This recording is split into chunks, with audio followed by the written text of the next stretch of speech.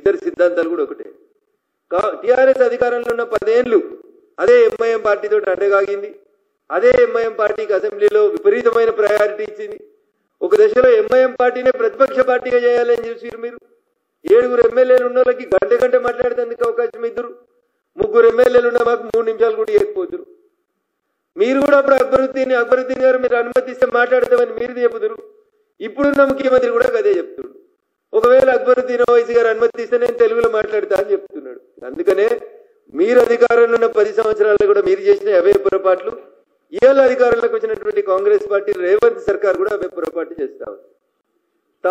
తప్పని విమర్శించడంలో, అధికారంలో ఉన్నటువంటి ప్రభుత్వాన్ని విమర్శించడంలో మాకు ఎట్లాంటి ఇబ్బంది లేదు. ప్రజల గొంతుకగా నిలబడతాం, ప్రజా సమస్యల పట్ల బరాబరి మాట్లాడతాం. మీకు నచ్చిందా నచ్చలేదా నాకు సంబంధం లేనటువంటి విషయం. ఇలా తెలంగాణ ప్రజలు ఆలోచించాలని కోరుకుంటున్నాం.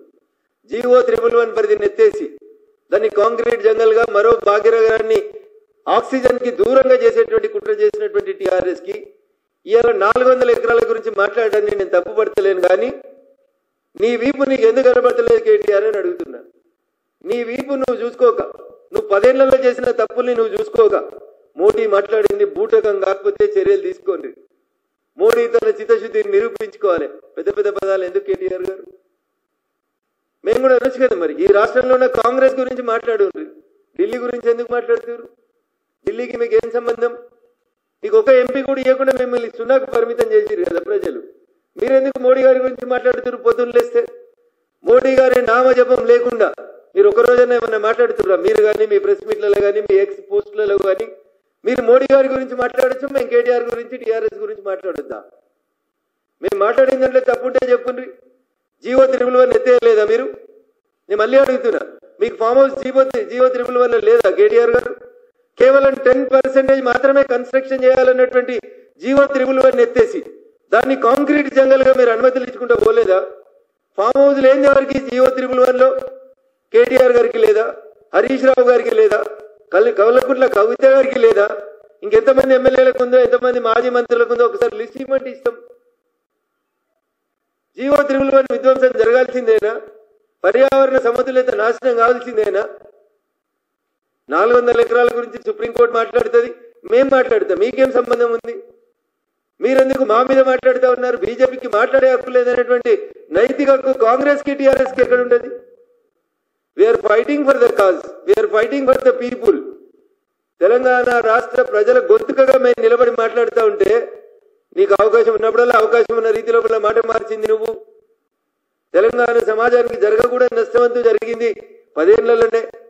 మీరే మున్సిపల్ మంత్రి కదా కేటీఆర్ గారు. నేను ఒక సూటి ప్రశ్న అడుగుతా.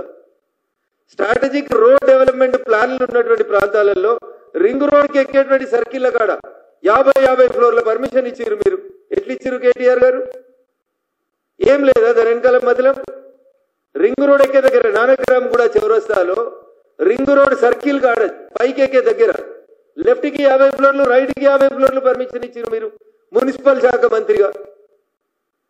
మీరు అనుమతి ఇచ్చిన హైరైజ్ టవర్లలో ఎక్కడైనా 10 చెట్లు పెట్టింది చూపెట్టారు మీరు.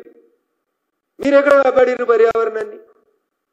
సో కాబట్టి నోటితోటి నవ్వి నొసలితోటి ఎక్కిరించేటువంటి కార్యక్రమాన్ని కేటీఆర్ గారు మారుకోవాలి. భారతీయ జనతా పార్టీ మీద, నరేంద్ర మోడీ గారి మీద మీరు ఇట్లే మాట్లాడితే మేము తప్పకుండా దానికి జవాబు చెప్తాం. మీకు ఇబ్బంది అనిపిస్తే మేమేం చేయలేము. రఘునందన్ రేవంత్ని కాపాడుతా ఉన్నాడు. రఘునందన్ రేవంత్ని కాపాడాడు, కేటీఆర్ని కాపాడాడు. రఘునందన్ రేవంత్కి ఎంత దూరమో కేటీఆర్ కూడా అంతే దూరం ఉంటాడు.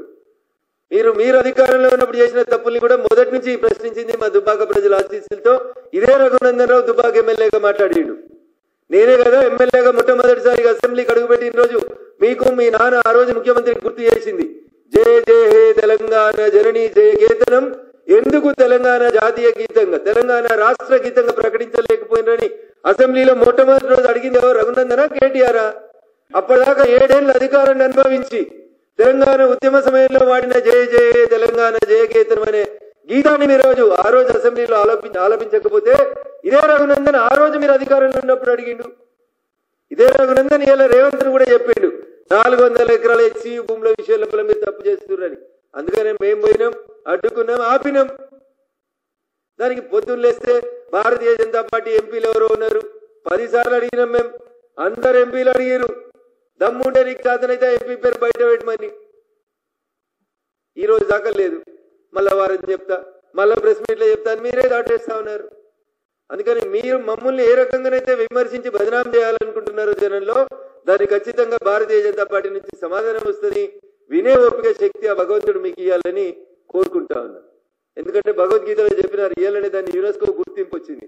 ఒకసారి చదువుకో కేటీఆర్ గారు, చెప్పిన కదా మధ్యలో ఎప్పుడు చెప్పిండు, ఏమైతుంది జైలుకి పోతే యోగా చేస్తా, వాకింగ్ చేస్తా, పుస్తకాలు చదువుకుంటా, యునెస్కో గుర్తింపించింది భగవద్గీత. ఇంతకాలం చెప్తావు కదా నాస్తికుని, నేను చదువుకున్నాను, ఇవాళ చదువుకో, ఇప్పటి నుంచి చదవడం ప్రాక్టీస్ చేయి, చేస్తే మంచి జరుగుతుంది నీకు. భగవద్గీత నీ జీవితానికి సంబంధించి ఎప్పుడెప్పుడు ఏం చెప్పిందో కొంచెం అన్వయించుకో, బాగుంటుంది అని చెప్పి కేటీఆర్ గారికి సందర్భంగా తెలియజేస్తూ, మీడియా ఉందని, సోషల్ మీడియా ఉందని ఏదో చేస్తామని చెప్పి ఊకదమ్ముడు ఉపన్యాసాలు ఇస్తే, నేను మళ్ళీ చెప్తున్నా కేటీఆర్, నువ్వు 2007లో జై తెలంగాణ అంటే రఘునందన్ 2001లో జై తెలంగాణ అన్నాడు.